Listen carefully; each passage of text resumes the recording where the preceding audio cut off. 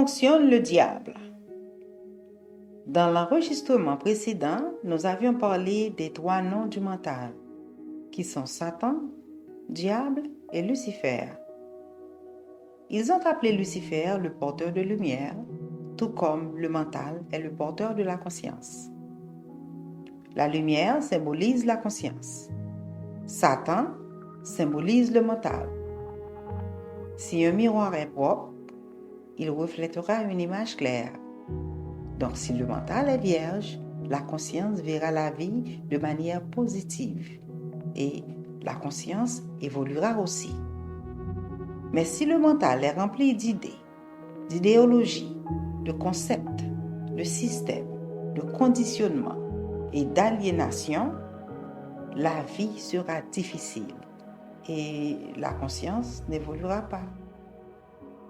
Voyons maintenant comment fonctionne le mental que nous appelons Satan.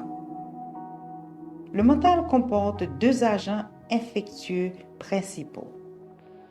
C'est comparer et frimer. Il regarde toujours les autres. Soit dit en passant, le mental ne peut exister sans les autres. Depuis l'enfance, le mental installe la compétition entre nous. Vous devez être meilleur que X ou Y. Vous devez réussir, comparer votre succès à tel ou tel. Si je dois être le premier, les autres doivent échouer. La compétition crée un ego et le gonfle. Avec la comparaison, frimer est nécessaire et obligatoire. Pour être le premier, il faut être en première ligne pour être vu. Il y a une image dans le mental. La supériorité est une image dans le mental. C'est un concept de lui.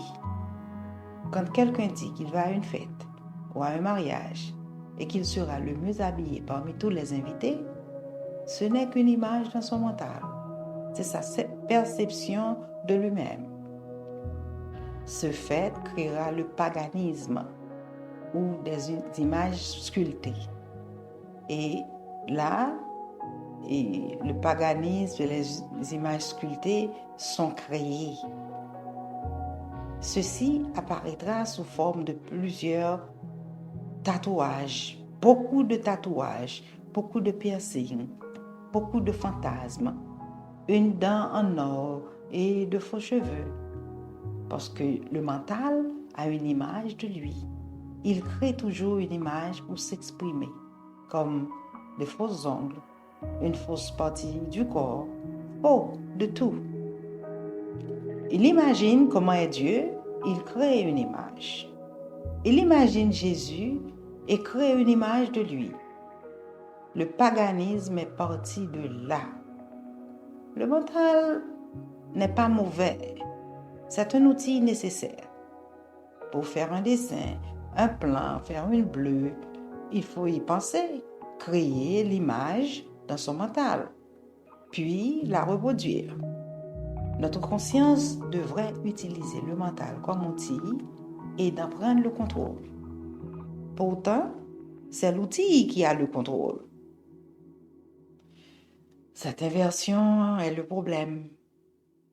Maintenant, nous commençons à nous identifier à nos réalisations, à faire de la propagande à leur sujet, à nous vanter, à nous crâner en disant aux autres que j'ai une plus grande maison, je possède ceci et je possède cela. Vous n'avez pas tout ce que j'ai et vous n'êtes rien. Ainsi, les exagérations sont dans l'air jour après jour. Plus de tatouages pour être en avance sur son ami. Il aura un piercing là où l'autre n'en a pas. Ce comportement n'est pas nouveau. Il était là depuis les temps anciens. Les Grecs et les Romains sont allés plus loin que nous. Ils voulaient être immortels.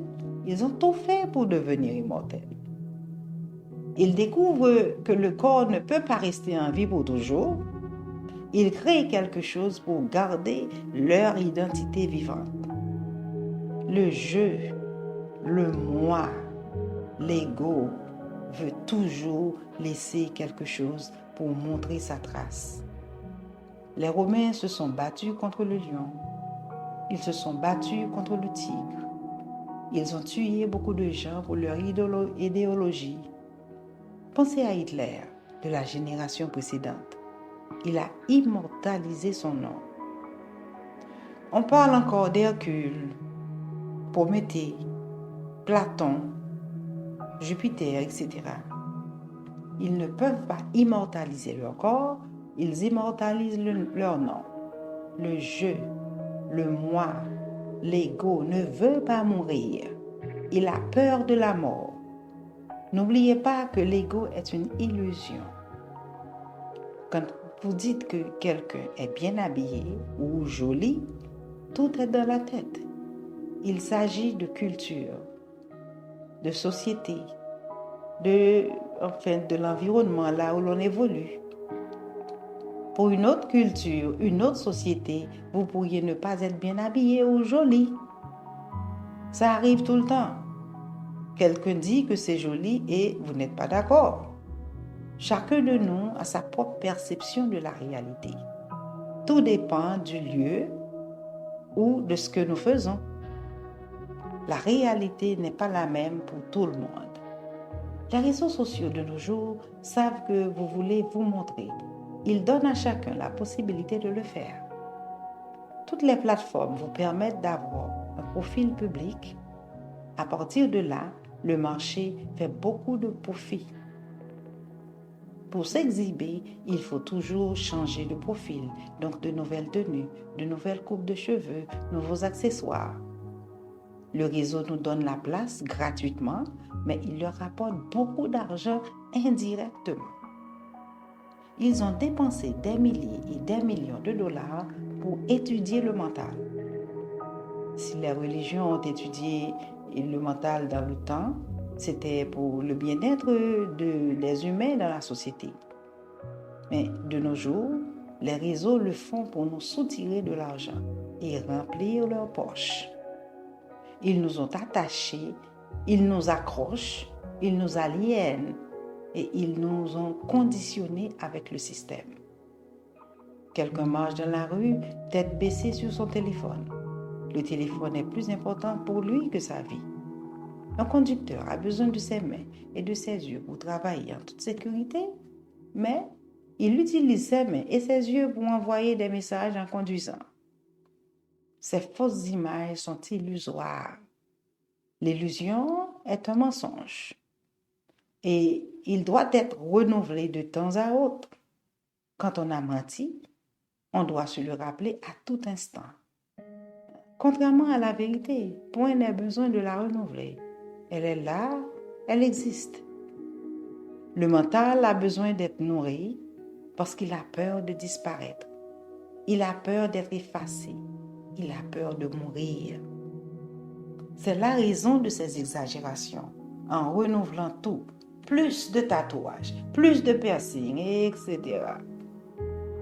Beaucoup d'humains qui ont commis l'adultère, ce n'est pas parce qu'ils ont un déséquilibre hormonal.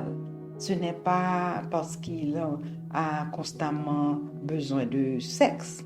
Non. C'est juste parce qu'ils ont besoin de se montrer. Ils doivent faire quelque chose de sensationnel. Ils doivent faire plus que les autres. Ils doivent prouver, démontrer qu'ils sont à jour, qu'ils sont à la pointe de la mode. Ils réussissent parmi l'autre sexe. L'ego s'offusque facilement. S'il apporte une idée et que vous n'êtes pas d'accord, il devient fou. Ce sujet a été développé en long et en large par Eckhart Tolle dans son livre Nouvelle Terre. Pour avoir une meilleure compréhension de ce sujet, je vous propose de lire ce livre, La Nouvelle Terre de Eckhart Tolle.